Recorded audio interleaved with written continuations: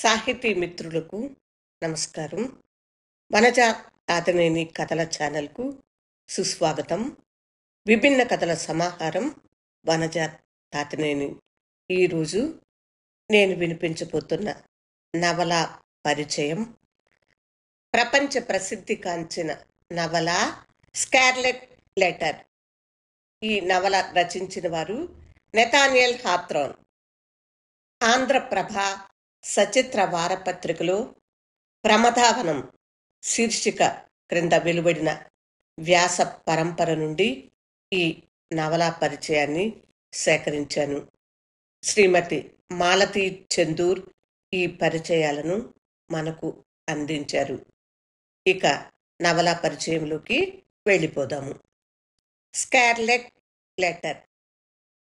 భర్తని, సంసారాన్ని త్యజించి సాంఘిక ధర్మాలు అతిక్రమిస్తూ ప్రేమ కోసం వెళ్ళిపోయే స్త్రీకి ముక్తి, మోక్షం లేదు. వివాహ బంధాన్ని ఏనాడైతే ఆమె మర్చిపోతుందో అదే ఆమె పతనానికి ప్రారంభం అంటాడు అన్నా కరెనినాలో టాల్స్టాయ్. తల్లిదండ్రుల తెలివి తక్కువ వల్ల ఆడపిల్లలు ఎన్ని కష్టాలకు లోనయ్యేది హృదయ విదారకంగా చూపిస్తాడు టెస్లో థామస్ హార్డీ.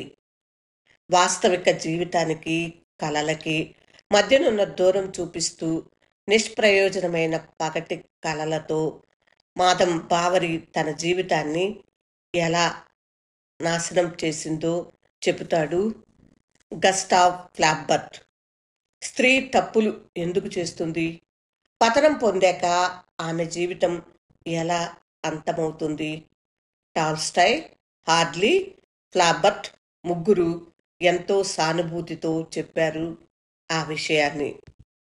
ఇంతవరకు స్త్రీ చుట్టూ అల్లిన కథలకి నెథానియల్ హాథ్రాన్ సృజించిన స్కార్లెట్ లెటర్కి చాలా తేడా ఉంది. తప్పులు ఎందుకు చేస్తారు? ఏ కారణం వల్ల హెస్టర్ తప్పు చేసింది అనే ప్రశ్నని వదిలేసి ఆమె చేసిన తప్పుకు సంఘం శిక్ష విధిస్తే ఆ శిక్షను శాంతంగా ఓర్మితో ఎలా అనుభవించిందో హృదయ విదారకంగా చెప్పాడు హాథ్రాన్. హెస్టర్ తన తప్పే కాక పురుషుని తప్పు కూడా తన భుజాల మీదే వేసుకుని కిమ్మనకుండా శిక్షను అనుభవిస్తుంది. నెథానియల్ హాథ్రాన్ రచించిన స్కార్లెట్ లెటర్ నవలలోని హెస్టర్ సంఘం దృష్టిలో పతిత, పాఠకుని దృష్టిలో అబల, నిస్సహాయురాలైన స్త్రీ. నెథానియల్ హాథ్రాన్ దృష్టిలో ఈ రెండు కాదు. ఆమె పురుషుని కంటే ధైర్యస్తురాలు, తన పట్ల అపచారం చేసిన పురుషుని క్షమించగల విశాల హృదయ. తన మెడలో కెట్టిన స్కార్లెట్ లెటర్ని ధైర్యంగా గుండెల మీద కట్టుకుని చుట్టూ ఉన్న మనుషులు విధించిన శిక్షను ఓర్పుతో అనుభవించగల సహనశీల. అందుకే మలిన చరిత్రకు చిహ్నమైన స్కార్లెట్ లెటర్ని ఆమె మెడలో చూసి ప్రజలు ఏవగించుకోవటానికి బదులు భక్తి గౌరవాలు చూపటం నేర్చుకుంటారు. ఈ నవలలోని నాయకి హెస్టర్ని చూస్తే జాలి ఒకటే కాదు, ఆమె మీద గౌరవ పూజ్యభావాలు కూడా కలుగుతాయి. ఇంతవరకు ఎందరో రచయితలు పడిపోయిన స్త్రీ మీద జాలి, జుగుప్స కలిగేటట్లుగా నవలలు రచించారు. కానీ హాథ్రాన్ సృజించిన పతిత మీద పూజ్యభావం కలుగుతుంది. హెస్టర్ గాథ 3 శతాబ్దాల వెనకటి గాథ.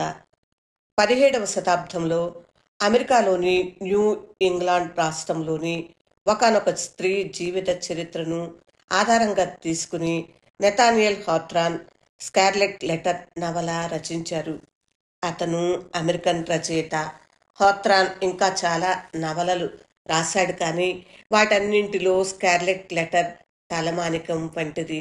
స్కార్లెట్ లెటరు చదివాక పతితులంటేనే కాదు, స్త్రీ జాతి పట్లే ఒక కొత్త దృక్పథం ఏర్పడుతుంది. 17వ శతాబ్దంలోని ఒకానొక మధ్యాహ్నం వేళ ఈ కథ ఆరంభం అవుతుంది. ఒక సామాన్యమైన ఊరు.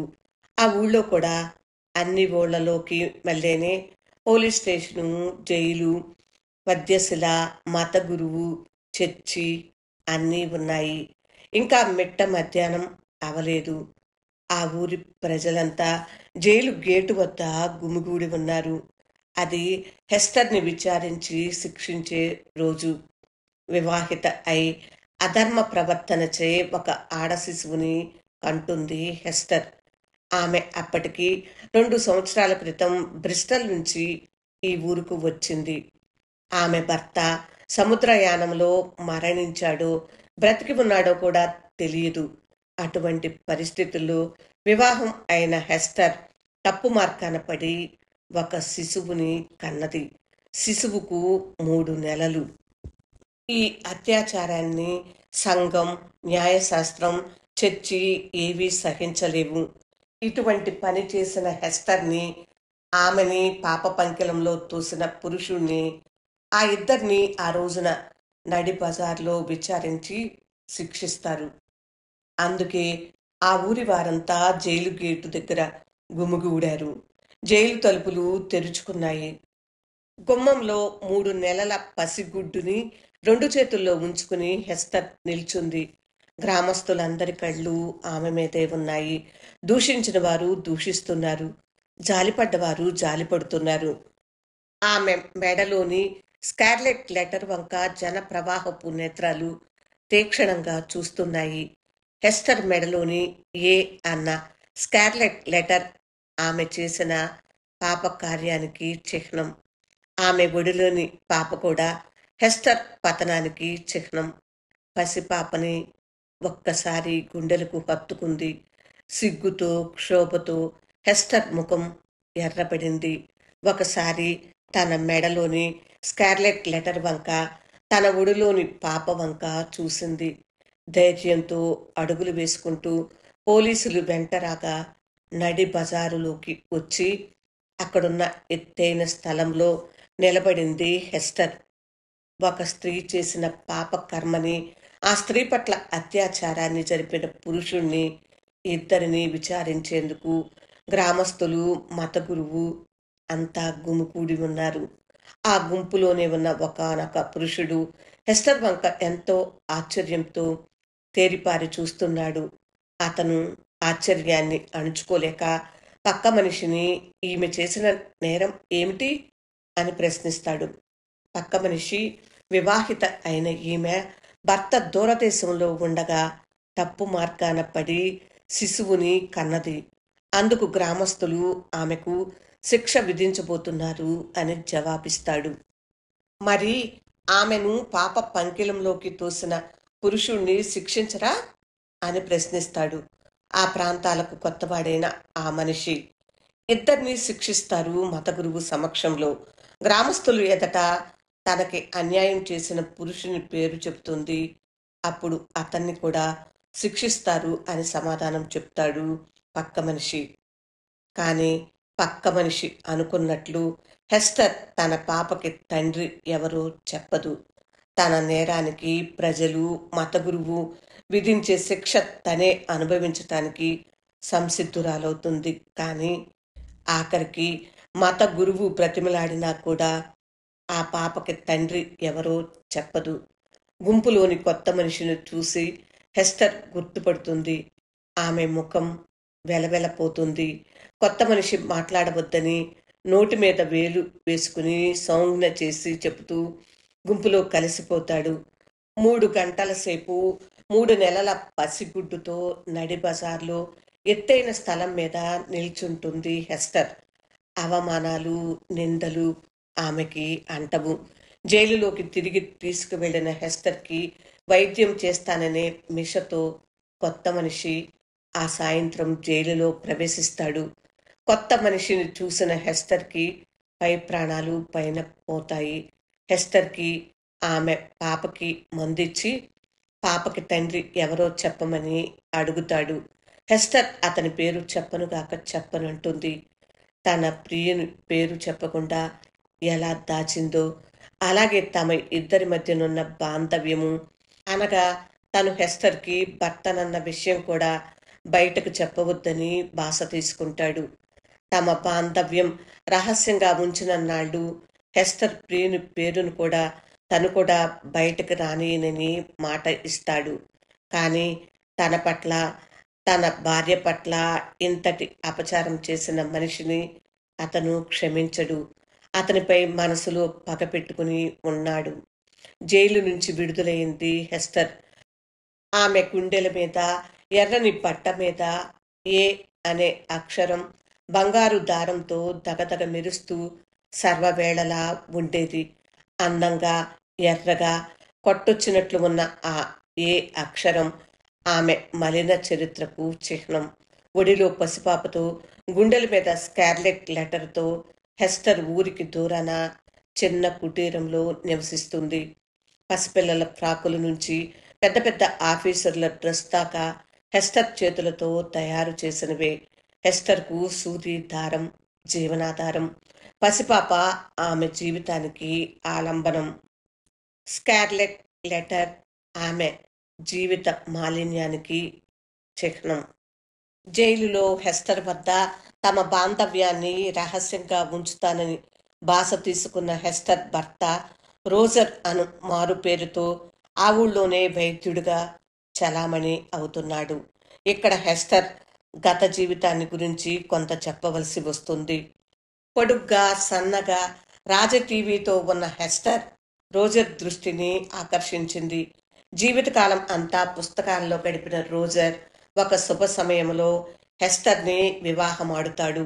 వారిద్దరి మధ్య ప్రేమ కంటే గురు శిష్యుల బాంధవ్యమే ఎక్కువ ఉంది. పుస్తకాల మధ్య సర్వకాలాలు గడుపుతున్న హెస్టర్ భర్త నావ ప్రయాణానికి వెళుతూ భార్యని న్యూ ఇంగ్లాండ్ రాష్ట్రానికి ముందుగా పంపుతాడు. 2 ఏళ్ల పాటు సముద్రయానంలో అష్టకష్టాలు పడి భార్య వద్దకి చేరుకునే వేళకి అతను ఆ భార్యని నడి బజార్లో ఎత్తైన స్థలంలో ఊరి పెద్దలందరి మధ్య చూస్తాడు. అతని హృదయం 1000 వ్రక్కలయింది. హెస్టర్ తన పట్ల చేసిన అన్యాయాన్ని క్షమించాడు గాని హెస్టర్ పట్ల అత్యాచారాన్ని జరిపి ఆమెను ఒక్కదాన్నే ఈ శిక్ష అనుభవింపచేసి పిరికి పంద మాదిరి దాక్కున్న ఆ పాప తండ్రిని రోజర్ క్షమించలేకపోతాడు. క్షమించలేకపోవటమే కాదు, అతని మీద కత్తి కట్టాడు. తమ సంసారాన్ని విచ్ఛిన్నం చేసి తన భార్యని అవమానాల పాలు చేసిన వాడి మీద పగపెట్టు కూర్చున్నాడు రోజర్. తగిన సమయం కోసం మారు పేరుతో ఆ ఊళ్ళోనే వైద్య వృత్తిలో ఉండిపోయాడు హెస్టర్ భర్త రోజర్. ఆ ఊరి మత గురువైన ఆర్థర్ అంటే అందరికీ ఎంతో గౌరవం ఉంది. ఇంగ్లాండ్లో చదువుకు వచ్చిన ఆ యువక మత గురువు పట్ల పసిపిల్లల నుంచి వృద్ధుల దాకా అందరికీ చాలా భక్తి శ్రద్ధలు. చర్చిలో అతని ఉపన్యాసాలు విని తన్మయం చెందని వారుండరు.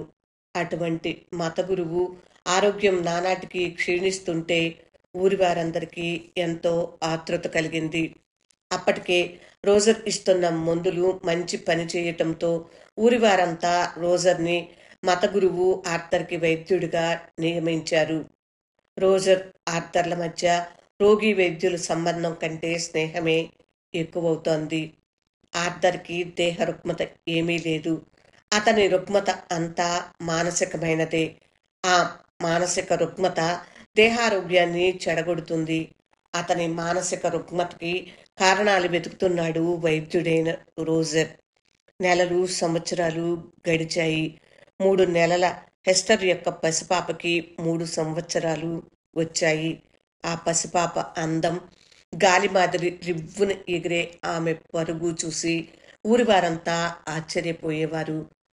ఊరి వారికి కష్టకాలంలో పగలనక రాత్రి అనక సాయం పడ్డా పసి పాపల మొదలు వృద్ధుల దాకా ఆమె చేతులతో తయారు చేసిన బట్టలు ధరించిన హెస్టర్ పాలిట వెలి ఇంకా పోలేదు. ఊరి బయట ఏకాంతంగా జీవిస్తుంది హెస్టర్. ప్రపంచంలో ఆమెకి ఉన్న బంధువులు ఒక్కరే ఒక్కరు. ఆ ఒక్కరు తన పాప పెరల్. ఊరి వారికి హెస్టర్ తయారు చేసిన పట్టా పాత పనికి వచ్చిన ఆమె నేరాన్ని మట్టుకు వారు మరువలేదు. తండ్రి ఎవరో తెలియని ఆ పాప పతిత అయిన తల్లి వద్ద పెరుగుతుంటే దేవుడు, నీతి, నియమం ఇలాంటివి తెలియక పాప చెడిపోతుందని ఆమెని తల్లి దగ్గర నుంచి విడదీయ చూస్తారు. కానీ మత గురువు ఆర్థర్ మట్టుకు హెస్టర్ పక్షం పలికి తల్లి బిడ్డలను విడదీయకుండా ఆపుతాడు. కాలం గడిచిన కొద్దీ ఆర్థర్ ఆరోగ్యం క్రమంగా క్షీణిస్తుంది. అతని హృదయంలోని గాయం దినదినానికి పెరుగుతుంది. తనని అపర దైవంగా, పుణ్యమూర్తిగా పూజించే ప్రజల్ని తను మోసగిస్తున్నాడు. తను మహాపాపి. తన పాపానికి ప్రాయశ్చిత్తం లేదు. ఈ మాటలు ప్రజల వద్ద ఎన్నిసార్లు చెప్పినా వారు అందులోని ఆంతర్యాన్ని గ్రహించలేకుండా ఉన్నారు. ఆర్థర్ని మరీ ప్రేమించి మరీ గౌరవిస్తున్నారు. ఒకే ఇంట్లో 24 గంటలు పక్కన ఉండి అతని దేహ పరిస్థితిని చూస్తున్న రోజర్కి ఆర్థర్ యొక్క మానసిక ఆందోళన ఏమిటో ఆకలింపుకు వస్తుంది. కానీ అతని పాపానికి అతను అలా కృంగి కృషించిపోవటమే ప్రాయచిత్తం అనుకుంటాడు. పైపెచ్చు తన మాటలతో చేష్టలతో ఆర్థర్ని మాటిమాటికి హింసిస్తూ ఉంటాడు. ఇలా 4 ఏళ్ళు జరుగుతాయి. అంటే హెస్టర్ పాప పెరల్కి 7 ఏళ్ళు వస్తాయి. ఈలోగా ఊరు వారందరికీ హెస్టర్ని స్కార్లెట్ లెటర్లతో చూడటం అలవాటు అయిపోతుంది. బీదవారి పట్ల, రోగుల పట్ల ఆమె జాలి, ఆమె సేవ చూసి ప్రజలు హెస్టర్ తప్పిదాన్ని మర్చిపోతుంటారు. కాలం అన్ని గాయాల్ని మాన్పుతుంది, అన్ని తప్పుల్ని క్షమిస్తుంది. కానీ మానసిక గాయానికి మటుకు మందు మాకు లేదు. రోజులతో పాటు అది వృద్ధి చెందుతుంది. ఆర్థర్కి ఆనాటికి కంటికి నిద్ర దూరమైపోతుంది. పగలు రాత్రి తను చేసిన పాపం తన్ను వెంటాడుతుంది. ప్రజలందరి ముందు తన పాప కృత్యాన్ని విడమర్చి చెప్పే మానసిక ధైర్యం అతనికి లేదు. ఒకనాటి రాత్రి నిద్రకి దూరమై ఆ మానసిక ఆందోళన భరించలేక అర్ధరాత్రి వేళ ఆర్థర్ నడి బజార్లోని ఎత్తైన ప్రదేశం వద్దకు వచ్చి ఆ ప్రదేశంలో నిల్చున్నాడు. అర్ధరాత్రి ఆకాశంలోని నక్షత్రాలు, చుట్టూ మంచు, చలిగాలి, ఈ భయంకర ప్రకృతి మధ్య ఆర్థర్ తను చేసిన నేరాన్ని ఒప్పుకుంటున్నాడు. అడుగుల చప్పుడుకి తలెత్తి చూశాడు. ఆ దారి వెంటే అర్ధరాత్రి హెస్టర్, పెరల్ వెళుతున్నారు. హెస్టర్ అర్ధరాత్రి దాకా మృత్యుముఖంలో ఉన్న రోగికి సేవ చేసి ఇంటికి వెళుతుంది. వెళ్తూ 4 రోడ్ల మధ్య నిల్చున్న ఆర్థర్ని చూస్తుంది హెస్టర్. హెస్టర్, నా పెరల్, ఇటు రండి. భగవంతుని వద్ద నా తప్పు ఈ రాత్రి ఒప్పుకుంటా అని పిలుస్తాడు ఆర్థర్. 7 ఏళ్ల బట్టి ఆర్థర్ని దూరం నుంచే తప్ప దగ్గరగా చూడని హెస్టర్ అతనిలోని మార్పుకు ఆశ్చర్యపోతుంది. పాలిపోయిన చెక్కేళ్లు, గుంటలు పడ్డ కళ్ళు, కళ్ళలోని ఆ బాధ చూసి ఆమె హృదయం ద్రవించిపోతుంది. తన గుండెల మీద ఉన్న స్కార్లెట్ లెటర్ కంటే దారుణమైంది ఆర్థర్ హృదయాందోళన. అర్ధరాత్రి నక్షత్రాల కింద హెస్టర్ని, ఆర్థర్ని, వారి పాపఫలం పెరల్ని దూరాన్నించి రోజర్ చూస్తాడు. దగ్గరకొచ్చి ఆర్థర్ని ఇంటికి తీసుకెళ్తాడు. ఏ నేరస్తుడికై ఎన్నాళ్ళు వెతుకుతున్నాడో అతను ప్రత్యక్షంగా పట్టుపడ్డాడు. అతన్ని మానసికంగా చిత్రవద చేయాలి. అప్పుడు కానీ రోజర్కి తృప్తి కలగదు. ఓ కప్పు కింద ఇద్దరు స్నేహితుల వలె బతుకుతున్నారు. కానీ వారిద్దరూ స్నేహితులు కాదు, విరోధులు. ఆ విషయం హెస్టర్కి తెలుసు. రోజర్ యొక్క పగ తాచు పగ లాంటిది. అతను ఆర్థర్ని సర్వనాశనం చేస్తే గాని వదలడు. ఆర్థర్ని రోజర్ వద్ద నుంచి తప్పించాలి. 7 ఏళ్ల నాడు తన పాపానికి ప్రాయశ్చిత్తం నడి రోడ్డు మీద పొందానని, స్కార్లెట్ లెటర్తో తనకి పాప పరిహారం అయిందని హెస్టర్ అనుకుంది. కానీ తన పాప పరిహారం ఇంకా కాలేదు. తమ నేరానికి ప్రాయశ్చిత్తంగా తన కళ్ళ ముందే ఆర్థర్ సర్వనాశనం అవుతుంటే హెస్టర్ చూసి ఊరుకోగలరా? ఆ తర్వాత రోజర్ని కలుసుకుని ఆర్థర్ని అతని పాటుకు అతన్ని వదలమని ప్రార్థిస్తుంది హెస్టర్. కానీ రోజర్ తన పగ సాధించటమే లక్ష్యంగా పెట్టుకున్నాడు. అతను ఆర్థర్ని నీడలా వెంటాడి హతమారుస్తాడు. అందులో అతనికి రాక్షసానందం ఉంది. హెస్టర్ ప్రార్థన తోసిపుచ్చుతాడు రోజర్. హెస్టర్కి గత్యంతరం తోచదు. 7 ఏళ్ల అనంతరం మత గురువైన ఆర్థర్ని, తన ప్రియుణ్ణి అరణ్య మధ్యమంలో కలుసుకుంటుంది. రోజర్ స్నేహితుడు కాడని, పక్కలోని బల్లెం అని చెబుతుంది. ఆర్థర్కి నోట మాట రాదు. మానసికంగా, దైహికంగా అతనికి వార్ధక్యం వచ్చింది. దారి తెన్ను తోచటం లేదు. ఈ వెలి నుంచి, ఈ మనుష్యుల నుంచి దూర దూరాలకి పారిపోదామని హెస్టర్ అతన్ని వేడుకుంది. అందుకు ఆర్థర్ కూడా ఒప్పుకుంటాడు. తనని అవమానించి మనుషుల నుంచి వేరుపరిచే స్కార్లెట్ లెటర్ గుండెల మేంచి తీసేసి తను కూడా అందరికి మళ్ళీ జీవించవచ్చునని కలలు కంటూ హెస్టర్ మెడలోని స్కార్లెట్ లెటర్ని తీసి దూరంగా విసిరేస్తుంది. దూరాన ఆడుకుంటున్న పెరల్ని పిలిచి ఆర్థర్కి పరిచయం చేయబోతుంది. తల్లి గుండెల మీద ఉన్న స్కార్లెట్ లెటర్లతో ఆడుకోవటం పెరల్కి పసితనం నుంచి అలవాటు. అదీ కాక తల్లిని ఒంటరిగా చూడటం తప్ప మరో మనిషితో చూడటం అలవాటు లేదు. అటువంటిది తల్లి గుండెల మీద స్కార్లెట్ లెటరు లేదు. పక్కనున్న మనిషితో తల్లి మాట్లాడుతుంది. ఇదంతా బాగా గ్రహించిన పెరల్ మనసుని కల్లోలపరిచింది. పెరల్ ఏడుస్తుందే గాని తల్లి దగ్గరకు రాలేదు. హెస్టర్ మీద సంగమే కాదు, విధి కూడా కనికరం చూపటం లేదు. దూరంగా విసిరి పారేసిన కళంకాన్ని తిరిగి మెడకు కట్టుకుంటే కాని పెరల్ తల్లి దగ్గరకు రాదు. అప్పటికి 4వ రోజున ఓడ బయలుదేరుతుంది. రోజర్కు తెలియకుండా ఆ ఓడ మీద ఆర్థర్, హెస్టర్ పెరల్తో పాటు వెళ్ళిపోవాలి. ఇది వారి ప్లాను. 3 రోజులుంది ఎన్నికల రోజు. ఎన్నికల రోజు ఉదయం మత గురువు ఆర్థర్ దైవ ప్రార్థన జరిపి ఉపన్యాసం ఇవ్వాలి.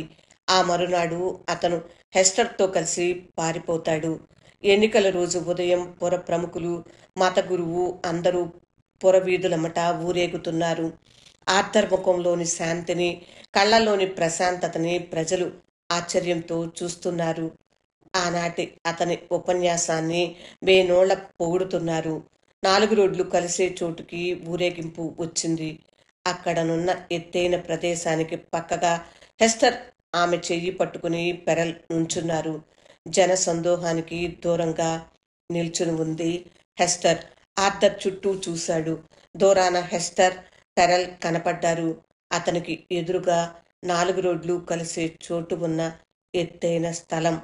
7 ఏళ్ల క్రితం ఊరు ప్రజలంతా ఆ స్థలం మీద హెస్టర్ని నిలబెట్టి ఆమెకు శిక్ష విధించారు. ఆనాడు శిక్ష అనుభవించేందుకు తాను ఆమె పక్కన నిలబడలేకపోయాడు. కానీ ఈనాడు నేరం ఒప్పుకునే ఆత్మశక్తి తనకి వచ్చింది. గబగబా మెట్లు ఎక్కాడు. ఎత్తైన స్థలం మీద నిల్చున్నాడు. హెస్టర్, నా పెరల్, రండి అని పిలిచాడు. చుట్టూ జనం ఆశ్చర్యంతో చూస్తున్నారు. హెస్టర్ మెట్లు ఎక్కింది. ఆమె చెయ్యి పట్టుకుని పెరల్ కూడా మెట్లు ఎక్కింది. ఒక చేత్తో పెరల్ని దగ్గరకు తీసుకున్నాడు. హెస్టర్ మీద క్షీణిస్తున్న తన దేహాన్ని ఆంచి, 7 ఏళ్ల క్రితం ఈ స్త్రీతో ఇక్కడ నిల్చోవలసిన నేరస్తుడిని నేను పిరికి పంద మాదిరి పారిపోయాను. ఈనాడు మీ ముందు నా నేరాన్ని ఒప్పుకుంటున్నాను. పైనున్న దేవుడు నా తప్పు క్షమిస్తే శాంతితో మరణిస్తాను. ఇదిగో స్కార్లెట్ లెటర్ అంటూ 2 చేతులతో తన కోటు పర్రున చించాడు. అమితాశ్చర్యంతో పడిపోతున్న మత గురువు గుండెల వంక జన సందోహమంతా ఒరిగి చూసింది. అతని గుండెల మీద ఏ స్కార్లెట్ లెటర్, చర్మం మీద ఏ అనే పెద్ద మచ్చ ఉంది. హెస్టర్ మెడలో స్కార్లెట్ లెటర్, మత గురువు గుండెలపైన చర్మం మీద స్కార్లెట్ లెటర్. ఆర్థర్ ఒక్కసారి పెరల్ని దగ్గరకు తీసుకున్నాడు. హెస్టర్ వంక కన్నారా చూశాడు. భగవంతుని క్షమించమన్నట్లు పైకి చూస్తూ ప్రాణాలు వదిలాడు. జీవితంలో మంచైనా చెడైనా ఒక లక్ష్యం పెట్టుకుని అది సాధించక మునిపే ఆ లక్ష్యం వేళ్ల మధ్య నుంచి జారిపోతే జీవితానికి అర్థం తోచదు. ఆర్థర్ మరణంతో రోజర్ కూడా ఇంచుమించు మరణమే సంభవించింది. ఆ పైన 1 ఏడాది లోపలే అతను మరణించాడు. రోజర్ వదిలిన ఆస్తిపాస్తులతో పెరిగి పెద్దదవుతుంది. ఇక హెస్టర్, ఆర్థర్ రోజర్లు ఇద్దరూ మరణించారు. ప్రజలు ఆమె పతనాన్ని మర్చిపోయారు. అయినా ఆమె స్కార్లెట్ లెటర్ని మెడలో ధరిస్తూనే ఉంది. ఆమె మాలిన్య గాథకి చిహ్నమైన స్కార్లెట్ లెటర్ రోగుల పాలిట, పతితుల పాలిట ఒకరేమిటి, ఆపదలో ఉన్న ప్రతివారి పాలిట ఆప్త బంధువైంది. స్కార్లెట్ లెటర్ నెథానియల్ హోత్రాన్ రచించిన నవల గురించి మాలతి చందూర్ అందించిన పరిచయం విన్నారు కదా ఫ్రెండ్స్. ఈ నవల వీలైతే తప్పకుండా చదవండి. ఈ నవల పరిచయాలు మీకు నచ్చాయా? నచ్చినట్లయితే లైక్ చేయండి, మీ ఫ్రెండ్స్కి బంధువులకు షేర్ చేయండి. ఇంకా మీ స్పందనను కామెంట్ బాక్స్లో తప్పకుండా తెలియచేయండి. నా ఛానల్ సబ్స్క్రైబ్ చేయనట్లయితే సబ్స్క్రైబ్ చేయండి. ఇలాంటి విభిన్నమైన కథలు, కవిత్వము, నవలలు అనేక అంశాలతో ఈ ఛానల్ పొందుపరిచి ఉంది. తప్పకుండా మరొక 2-3 వీడియోలను చూసి స్పందించండి. మరొక అంశంతో మళ్ళీ రేపే వచ్చేస్తాను. అప్పటి వరకు సెలవు మరి. విభిన్న కథల సమాహారం వనజ తాతినేని. వింటున్నందుకు హృదయపూర్వక ధన్యవాదములు. నమస్తే.